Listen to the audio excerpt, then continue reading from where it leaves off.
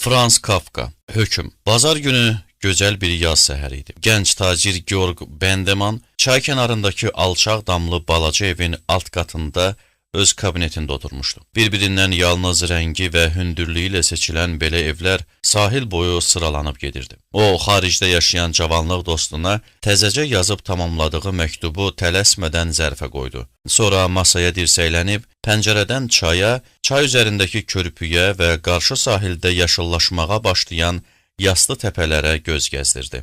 Georg dostunun doğma yurtda işləri düz gətirmədiyindən təngə gələrək, İllər öncə Rusiyaya qaçması barədə düşünürdü. İndi o, Peterburqda qərar tutmuşdu və ilk zamanlar babat gedən ticarət işləri deyəsən son illər hey xarablaşırdı. Çünki hər gəlişində yazıq daha çox gileylənir, elə gəlişlərinin sayı da getdikcə seyrəlir və bu minvalla qürbətdə elə də xeyir görmədən boşuna əlləşib vuruşur, olmazın zülm çəkirdi. Ciddi xəstəlik əlaməti kimi hələ uşaqlıqdan tanış çöhrəsinə yayılmış sarılıqsa, yad yerin əyani nişanəsi olan cod saqqala zərrəcə məhəl qoymadan öz köhnə ağalığındaydı. Dostun sözündən belə çıxırdı ki, nə orada yaşayan həmyerliləri ilə dil tapıb münasibət qura bilmişdi, nə də yerli rus ailələrinə yol tapmışdı. Eləcə yalqız bir subay həyatı sürürdü. Göz görə-görə gedib aşkarca dalana dirənmiş belə bir Allah bəndəsinə indi axı nə yazasan? Beləsinin halına acımaq mümkün olsa da, kömək eləmək müşkül məsələdir. Bəlkə ona evə qayıtmağı, öz mövcudluğunu əvvəlki kimi elə burada davam elətdirməyi, köhnə münasibətləri təzədən sahmana salmağı buna ki mane olan yoxdur. Qalan işlərdə isə dostların köməyinə bel bağlamağı məsləhət görsün. Ancaq bu açıq-aşkar ona işarədir ki, və sənin indiyəcən əlləşib vuruşmağından heç bir nəticə hasil olmayıb. Heç bir işdə əlin gətirməyib və indi də gərək iş gücünü buraxıb bir yolluq evə qaydasan. Evdə də əlbəttə hamı ona barmaq tuşlayıb fərsiz deyəcəkdi. Yaxud bu o demək idi ki, sənin dağa daşa düşməyən, başını aşağı salıb sakitcə öz işini görən dostların hamısı işgüzar oğullardı. Sənsə bığlı saqqallı bir uşaqsan və indən belə gərək hər işdə onlardan məsləhət alasan. Özü də bu sözləri nə qədər yumşaq desən, ona bir elə bərk toxunacaqdı. Həm də axı öz məsləhətlərində yazığa nahaq əziyyət vermədiyini hardan biləsən? Bəlkə geri qayıtması üçün heç onu dilə tutmaq, saqqızını oğurlamaq mümkün olmadı. Axı yerli şəraitdən yadırğadığını özü dəfələrlə dilə gətirmişdi. Belə də çox ehtimal ki, qürbətdə qalmağa üstünlük verəcəkdi. Xahiş minnətlər isə zəhləsini töküb axırda onu köhnə dostlardan daha da uzaqlaşdırmazdımı? Lap canını dişinə tutub məsləhətlərə qulaq assa belə, yenə fərqi yoxdur. Adamların olmasa da ən azı şəraitin təqsiri ucbatından burada özünü həmişə alçaldılmış sanacaqdı. Hərgah köhnə dostlarla dil tapmasa, onda heç cür dirçələ bilməyəcək və ortalıqda avara sərgərdan qalacaqdı. Yox, əgər düşdüyü xəcil vəziyyətdən utansa və hiss eləsə ki, həqiqətən daha nə vətəni var, nə dostları, belə də gün güzəranı lap nə qədər ağır keçsə də, salamatı elə qürbətdə yaşamaq deyildimi? Belə bir durumda bəyəm güman eləmək olardımı ki, o burada öz işlərini yoluna qoya biləcək? Özün haqqında hər hansı tanışa rahatça söyləyə biləcəyin bu düşüncələri, hərgah yazışmanı indən sonra da davam elətdirəsi olsan, dosta bildirmək heç lazım da deyildi. O artıq 3 ildən çoxdur vətəndə olmurdu və əsla inandırıcı görünməsə də səbəbini belə izah eləyirdi ki, bəs-güya Rusiyada siyasi vəziyyət çox qarışıqdır. Xırda ticarət adamı ən qısa müddətə də yayına bilməz. Gərək həmişə işin içində olasan.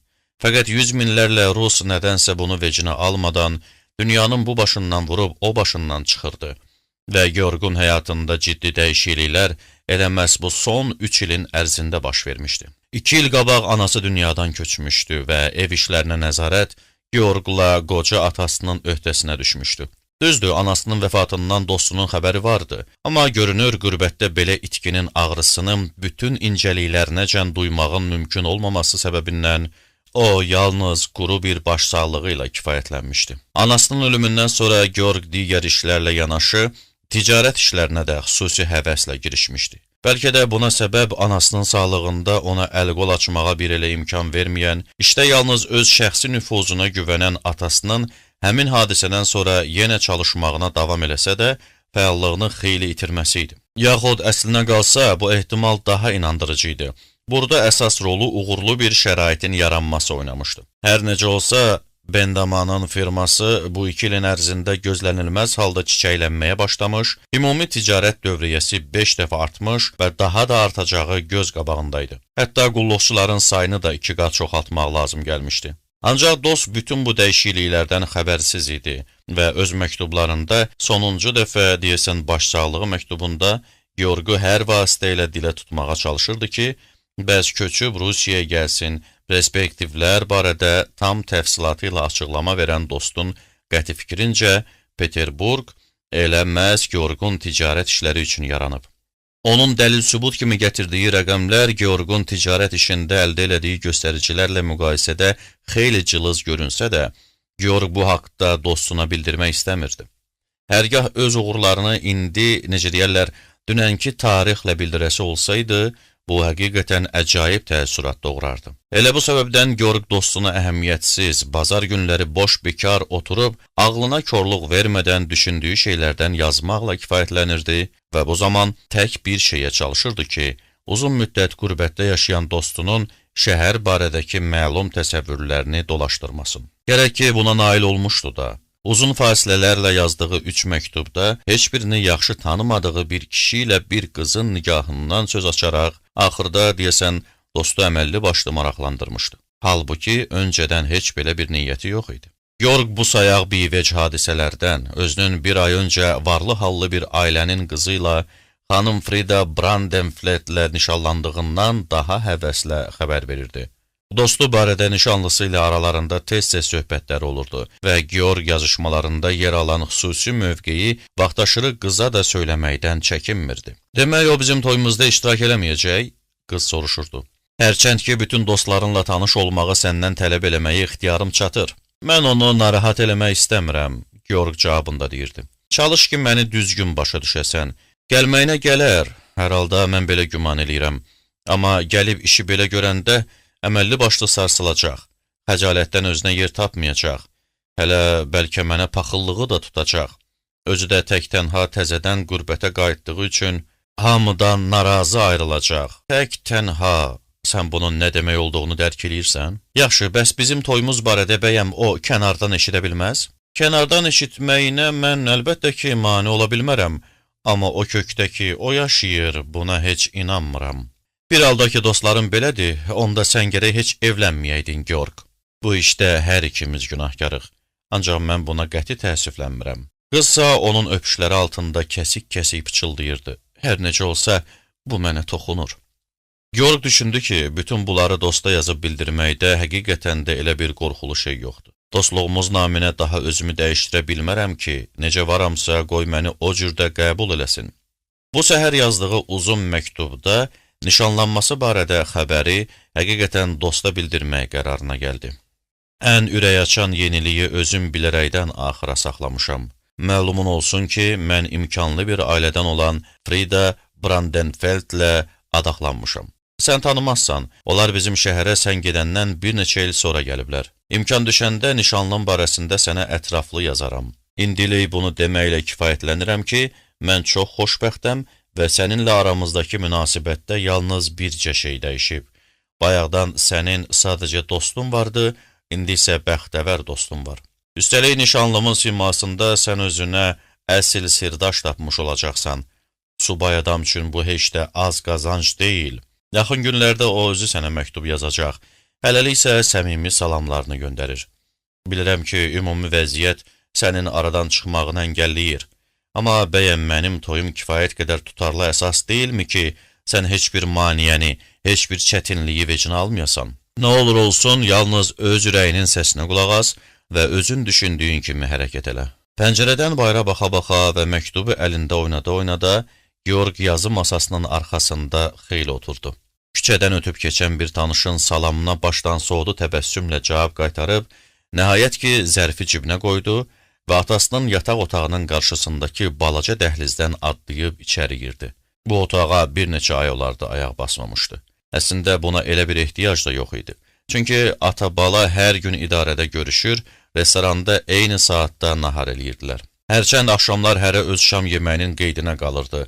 Ancaq bundan sonra əgər Georg asudə vaxtını dostları ilə yaxud axır vaxtlar çox tez-tez görüşdüyü nişanlısı ilə keçirmirdisə, onda adətləri üzrə yarım saatacan qonaq otağında birgə əyləşir, bu zaman hərə öz əlindəki qəzetə qapılıb dinməzcə oxuyurdu. Yataq otağının hətta belə günəşli bir gündə də bunca qaranlıq olması Georgu təşvişə saldı.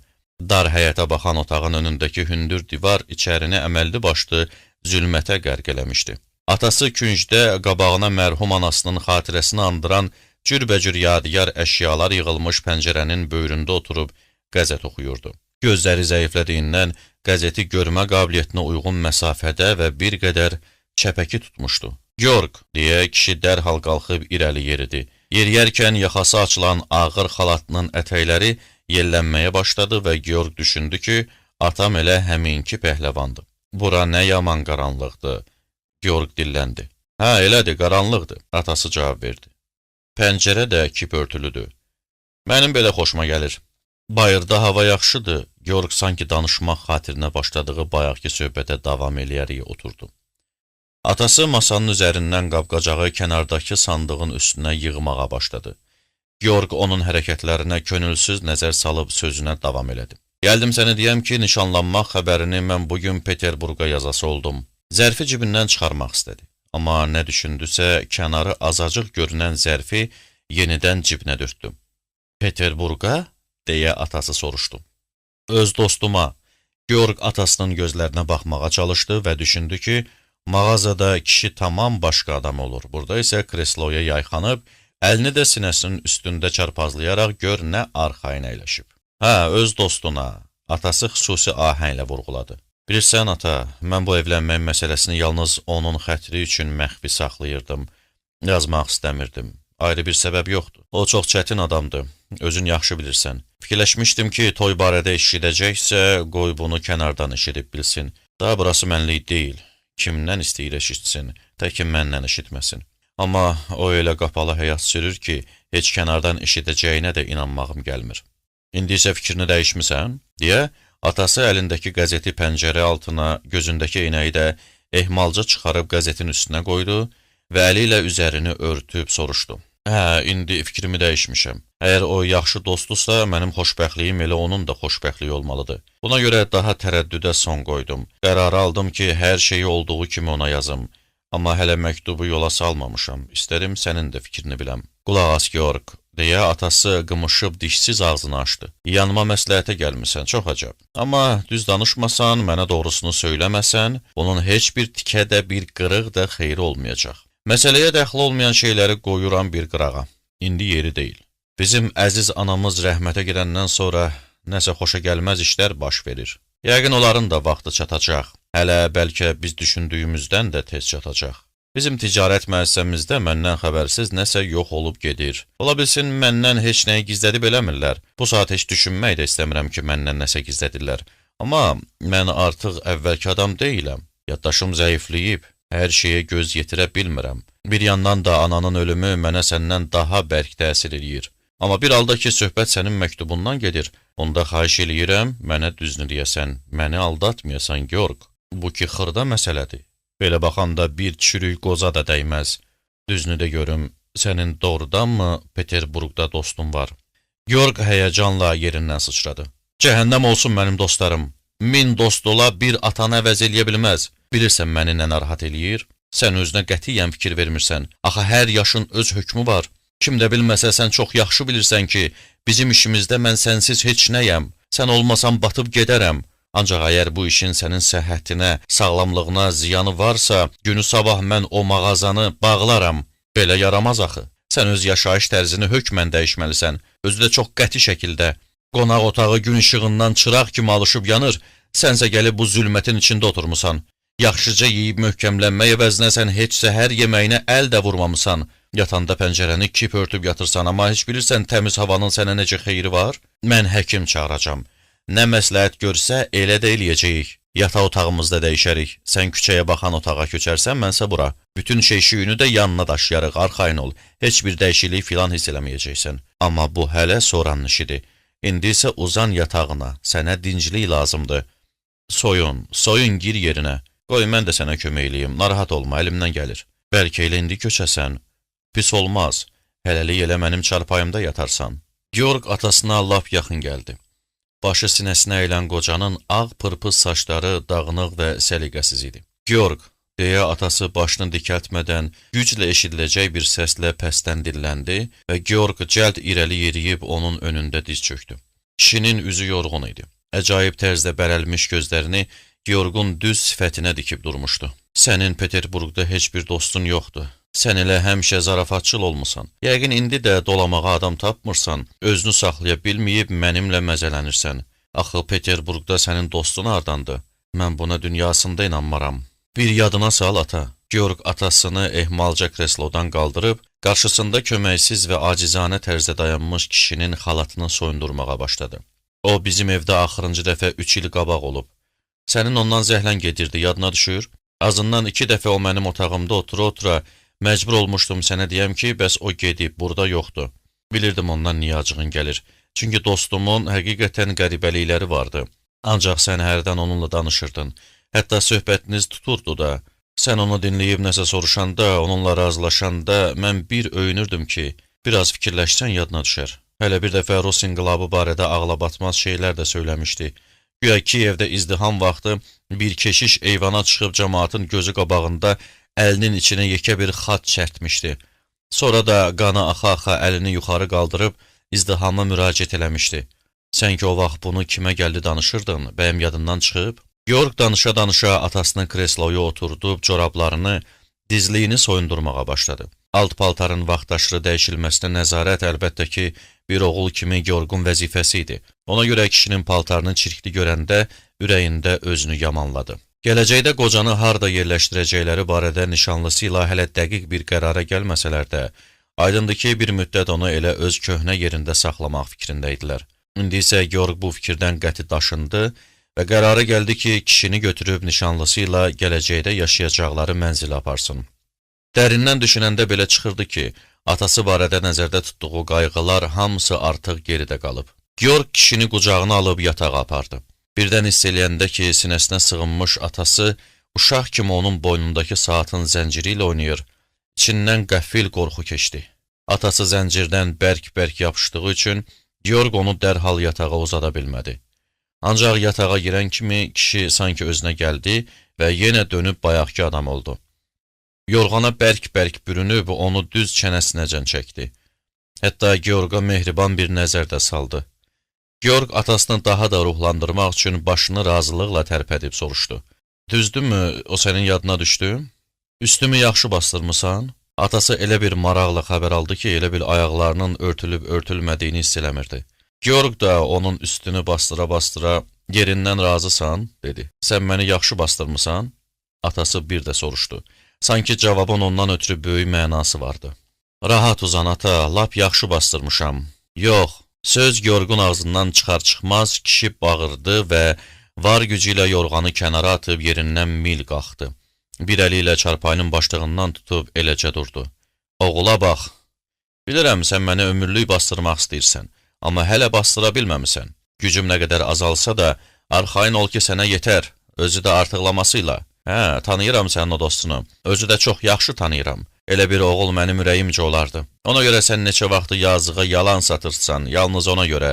Elə bilirsən mən onun halına ağlamamışam, bəs ona görə kontorun qapısını daldan bağlayırsan ki, rahatça oturub Rusiyaya riyakar məktublar yazasan? Şef məşğuldur, içəri girmək olmaz. Ancaq xoşbəxtlikdən ata öz balasının nə ilə nəfəs aldığını da ovcunun içi kimi bilir. Bunu ona öyrətməyə lüzum yoxdur. İndi də elə fikirləşirsən ki, bəs daha atanı öz altında əzmisən, istəsən lap çıxıb üstündə də oturarsan, heç səni təpikləməz də. Bəs buna görə mənim oğlum evlənmək eşqinə düşüb. Georg atasına dəhşət içində baxırdı. Kişinin qəfildən çox yaxşı xatırladığı Peterburqlu dostun siması xəyalında bütün aydınlığı ilə canlandı və Georg onu uzaq Rusiyada səfil sərgərdan kökdə, hansısa qarət olunmuş bomboş dükanın qapısı ağzında gördü. Budur, o sındırılmış rəflərin, altı üstünə çevrilmiş malların, qırılıb qoparılmış armaturların arasında durub. Axı o niyə bu qədər uzağa getmişdi? Mənə yaxşı-yaxşı bax. Atası elə çığırdı ki, Georg az qala öz iradəsindən asılı olmayaraq çarpayıya tərəf yürüdü. Amma yarı yolda qəfildən ayaq saxladı. Nişanlının tumanını qaldırıb, deyə kişi alt köynəyini hisslə yuxarı çəkdi ki, bunu lap yaxşı göstərsin. O qədər yuxarı çəkdi ki, davadan yadigar kimi belində gəzdirdiyi çapıq da görsəndi. Sənin o ləçərin tumanını qaldırıb, bax beləcə, bax bu cür yuxarı qaldırıb, sən də baxıb hayıl-mayıl olmusan. Öz çirkin ehtirasını doyurmaqda sənə heç nə mane olmasın deyə ananın xatirəsini murdarlamısan, öz dostunu satmısan, indi də atanı yatağa soxub üstünü bastırırsan ki, orada uzanıb cınqırını çıxartmasın. Necədir? Cınqırı çıxır, yoxsa çıxmır? Tərpənir, ya tərpənmir? Bunu deyib kişi əlini başlıqdan qoparıb, çarpayıda atılıb düşməyə, ayaqlarını oynatmağa başladı. Öz fərasətindən çox məmnun idi. Georg isə otağın lap küncünə, atasından mümkün qədər uzağa qaçıb qısılmışdı. Atasının hərəkətlərinə o hələ bayaqdan diqqət kəsilmişdi. O sanki qorxurdu, kişi arxadanmı, yuxarıdanmı, hardansa dolayı yolla qəfildən üstünə cumar. Artıq unutmuş olduğu qərarı indi təzədən xatırladı və sap qırığını iynənin gözündən çəkib çıxaran kimi tez də onu yadından çıxartdı. Ancaq dost satılmayıb, deyə atası çığırdı və öz sözünün təsdiqi kimi şəhadət barmağını silkələməyə başladı. Burada, bu şəhərdə mən onun müdafiəçisi olmuşam. Haqqabaz! Georg özünü saxlaya bilməyib dedi. Dərhal da buna peşman oldu. Amma daha gec idi. Acığından dilini elə dişlədi ki, ağrıdan gözləri kəlləsinə çıxdı. Əlbəttə, mən hoqqa çıxartmışam. Hoqqa! Yaxşı sözdür. Dul qalmış bədbəxt ata başqa nə cür təsəlli tapsın? Ancaq olan qalan bir tikə övlad vicdanınla mənə cavab ver görüm, öz naşükür qulluqçularından xəyanət görən mən qoca kafdarın bu qaranlıq daxmada nə ölümü var? Oğlumsa firavan yaşayırdı. Mənim hazırladığım sazişlərə imza atıb keyfindən yerə göyə sığmır, hələ böyük bir adam kimi atasına təşəxxüs də satırdı. Elə bilirsən, səni sevmək istəmirəm? Axı, səni mən yaratmışam. İndicə qabağa əyilib büküləcək. Georg fikirləşdi. Kaş yıxılıb şilküt olaydı, ürəyindən qeyri-ixtiyarı keçirdi. Atası bükülməyinə büküldü, amma yıxılmadı. Sanki sınıyırdı və Georgun ona tərəf qaçmadığını görüb belini dikətdi. Durduğun yerdə də qaxıl dur.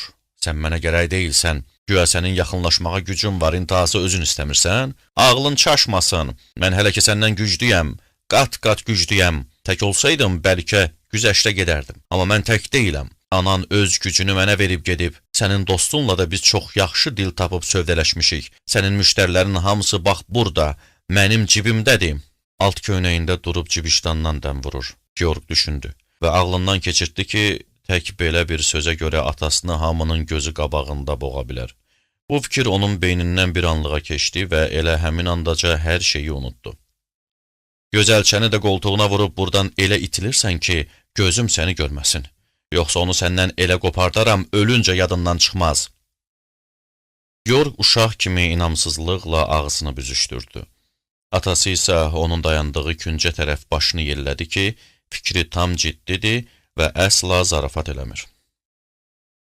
Bura təşrif buyurmaqla, yanıma gəlib toy barəsində dostuna yazıb yazmamağı soruşmaqla məni əcəb əyləndirdin. Ay axmaq, o hər şeyi bilir, həm də çoxdan bilir. Ona hamısını yazmışam. Heyif ki, kağız qələmi gizlətmək yadından çıxıb. Buna görə dostun neçə ildir gəlib eləmir, sənin məktublarını da heç açıb baxmadan zibil yeşiyini atır, bildin? Mənimkiləri isə oxuyur, dönədən oxuyur. Hər şeyi də səndən 100 dəfə yaxşı bilir. Kişi elə ruhlanmışdı, elə həvəslənmişdi ki, indi əlinin hər ikisini qaldırıb başı üzərində yellədirdi. Hər şeyi 1000 dəfə yaxşı bilir, deyə o qışqırdı. 10.000 dəfə. Georg sanki atasını yamsılamaq istədi, amma sözləri son dərəcə ciddi səsləndi. Nə vaxtdır səbrimi basıb gözləyirəm ki, bəs gəlib bu işi məndən soruşacaq. Elə bilirsən, başqa məşğuliyyətin vardı? Elə bilirsən, mən qəzet oxuyuram? Al! Deyə atası Georgun ömründə görmədiyi, heç adını da bilmədiyi və indi hansı yollasa yataqda peyda olan köhnə bir qəzeti ona tərəf vızıldatdı. Sənin qərara gəlməyin nə uzun çəkdi belə? Anan bu cür oğuldan canını yaxşı qutardı, üzü sulu köçüb getdi. Dostun Rusiyada can verir, o yazıq hələ 3 il qabaq elə saralmışdı ki, lap o dünyalıq olmuşdu. Mən də özün görürsən nə kökdəyəm, kör deyilsən. Demək, belə çıxır ki, sən mənim arxamda casusluqla məşğul olmusan? Georgun ucadan söylədiyi bu sözlərin müqabilində Atası təəssüflə, sanki özü ilə danışırmış kimi astadan pıçıldadı. Yəqin, sən bunu qabaqca demək istəyirdin. İndi bunlar daha heç nəyə yaramır. Sonra yenə səsini qaldırdı. Beləliklə, sənə artıq bəlli oldu ki, öz başına hərəkət eləyən tək sən deyilsən. Ancaq indiyəcən sənin yalnız özündən xəbərin olub. Belə baxanda güya sən günahsız bir uşaqsan, əslində iblissən, xalis iblis. Ona görə də qulaqlarını aç, məni yaxşı-yaxşı eşit. Mən sənə ölüm hökmü kəsirəm. Sən suda boğulmalısan. York hansısa məchul bir qüvvənin onu otaqdan qovduğunu hiss elədi. Qulaqlarında qəfildən yatağa yıxılan qoca atanın güppultusu vardı. O, piləkənlə üzü aşağı elə qaçırdı, elə bil düz yolla yürürdü. Piləkənin aşağısında yer-yığış üçün yuxarı qalxan qulluqçu ilə toqquşdu. Arvad döşdüyü ilə üzünü bürüyüb çığırdı. Ya İsa, özün kömək ol. Amma bu zaman Georg artıq gözdən itmişdi. O, doqqazdan çıxıb küçəni keçdi və çaya tərəf götürüldü. Ac adam qaşıqdan yapışan kimi körpünün barmaqlığından bərk-bərk yapışıb, ayaqlarını o üzə aşırdı. Yeniyetməlik dövründə övladlarının yaxşı bir gimnast olmasıyla valideynləri əbəs yerə qürrələnmirdilər. Barmaqlıqdan asılı vəziyyətdə o, avtobusun nə vaxt gəlib keçəcəyini gözlədi. Mühərrikin səsi çaya atılarkən onun şappıltısını eşidilməz eləməli idi. Qolları getdikcə heydən düşürdü və beləcə son gücünü toplayıb pıçıldadı. Mənim əziz valideynlərim, hər necə olsa, mən sizi sevirdim və əllərini barmaqlıqdan üzdü.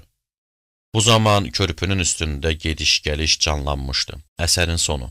Oxudu Elçin Hacı. NAR təhsil və elmə, mədəniyyət və maariflənmənin təbliğinə hər zaman xüsusi önəm verib. Mobil operatorun dəstəyi ilə klassik və müasir Azərbaycan ədəbiyyatının, eyni zamanda dünya klassiklərinin əsərlərindən ibarət ödənişsiz audio kitablar hazırlanır.